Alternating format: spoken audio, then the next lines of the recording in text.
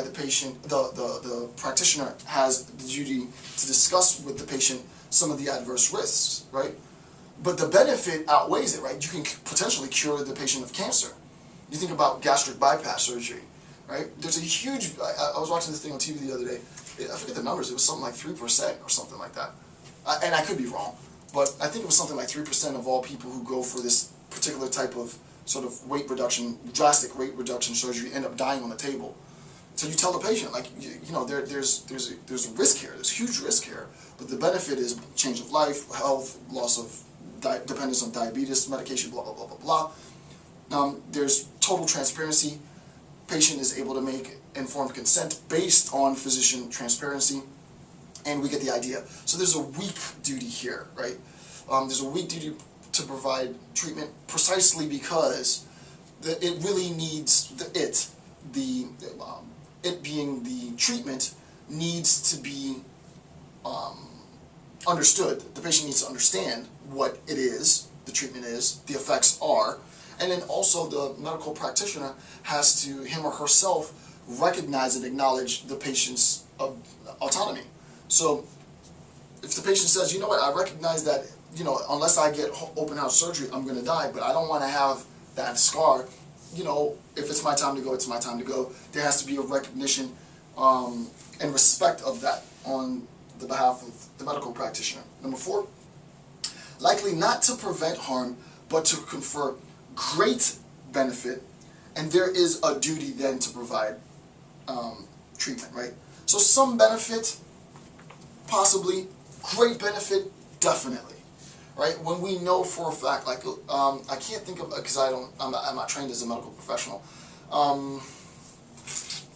so I'll just create a hypothetical example, where we say, you know, this treatment will definitely benefit you. We're not positive, well, I wouldn't say definitely.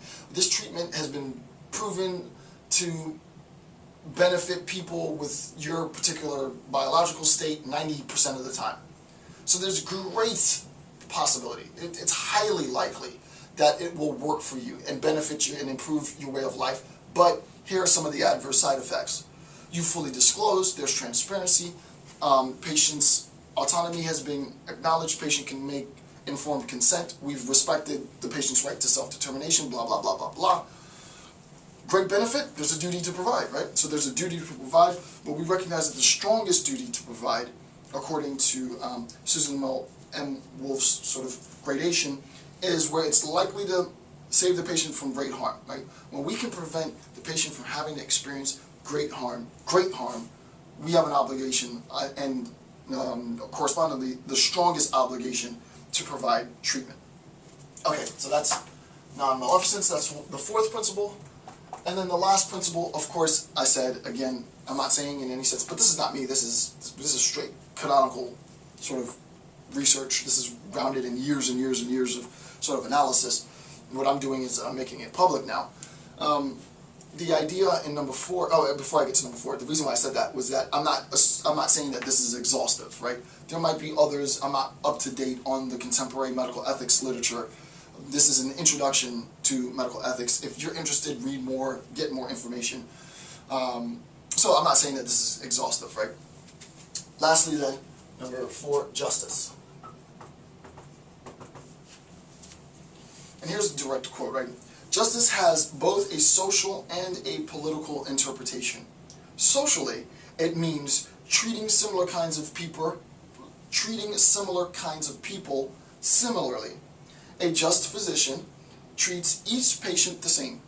Politically, the principle amounts to distributive justice. This is a key political concept, which I'm not going to discuss. At the very least, it would mean a guarantee of equal access to medical care for every citizen. I'll give a quick example. A gangbanger, I hate to, well, I mean, they're gangbangers. They want their population to be demonized. So a gangbanger comes in, and the gangbanger's victim comes in.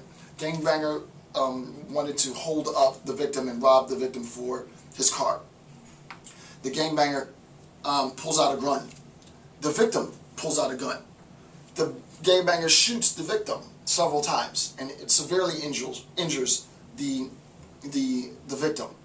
Right? The victim is in absolute is absolutely justified in defending him or herself, pulls out his or her gun and shoots the gangbanger. So both of them are shot, both of them are bleeding, both of them are about to die. We recognize from a moral standpoint that the gangbanger is the aggressor, his actions were immoral. Please don't think I'm a black guy. The gangbanger is not a black guy. So the gangbanger is morally in the wrong. The actions of the gangbanger is morally reprehensible. No one's going to deny that. The actions of the victim completely justified, self-defense. When they come to the medical facility for treatment, let's make the further assumption that the hospital for the night is fully staffed. There's an obligation to treat both the gangbanger and the victim with the same level of treatment. You can't say as a medical practitioner that because, and assuming that you know this, because you get the call from the EMS and they tell you the spiel, blah, blah, blah, you can't treat the gangbanger any different than you treat the victim. Now, granted, in the court of law, there's going to be obvious difference, right? There's going to be obvious bias. Socially speaking, as a member who isn't, as a citizen who's not within the medical community, I'm not within the medical community, I see them differently. As a medical practitioner, you can't. You have to see them as biological organism with injuries that could undermine the sustenance of life, biological organisms with injuries that could undermine the sustenance of life, intervention. That's it, right? They are exactly the same, and that's the way it should be, some argue. So politically, there are many sort of thought experiments that challenge this concept, but I'll let that be for another discussion. Politically, the principle amounts to distributive justice. At the very least, it would mean a guarantee of equal access to medical care for every citizen, such that insurance coverage would not be a factor, and so on, blah, blah, blah. I just explained it. Last bit, justice requires physicians to treat patients partially without bias of account of race, gender, sexuality, wealth, or criminal history, right?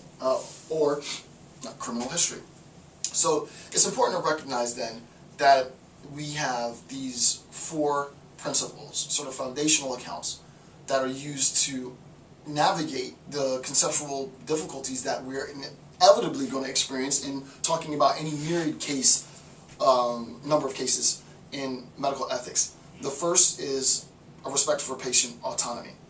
The next is the obligation to benefit the patient. And we recognize that we can talk about different types of experiments with respect to beneficence, right? Therapeutic experimentation, non-therapeutic experimentation, maleficent, or just straight up immoral experimentation. We recognize that in the discussion, the individual physician has an obligation to inform the patient such that the patient can make a decision on his or own accord, so that it's tied in, right? The first two, autonomy and beneficence, are tied, right? There has to be disclosure. With this next two, with non-maleficence, we see it's like beneficence, but it's that as a patient, as the medical practitioner, I can't oversell my qualifications. Just because I'm a PhD doesn't mean I'm the best at everything. No, there's a ton of stuff I don't know. I'm okay at sociology. I don't know anything really about anthropology. I'm okay with, criminology to an extent. I'm really, really good with philosophy. I'm really good with political theory. But we all have our limitations. You can't sell yourself as being all things. So I have an area of expertise. I have an area of competency.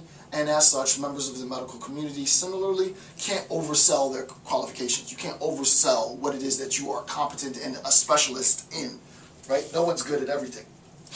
My nose is driving me crazy. And then lastly,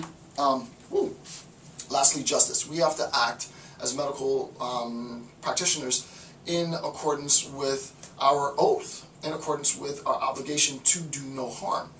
And thus, individuals who come to the hospital, to the medical establishment for treatment, we have an obligation to provide the best treatment possible to that patient, acknowledging the patient's right to self-determination and making sure that where there are legitimate risk factors involved in the treatment or in the therapy, what have you, that the patient is fully informed and the patient consents entirely. So, very important stuff. This concludes section 1.1 of my analysis. I'm going to shift gears completely in the next section and begin and initiate a discussion on euthanasia. Actually, it's probably going to be one of my favorite sections in the book, and I'll talk about that in section 2.0 of the discussion of medical ethics. I want to thank you for taking the time to watch my videos. Dr. Jason J. Campbell. Have a good day.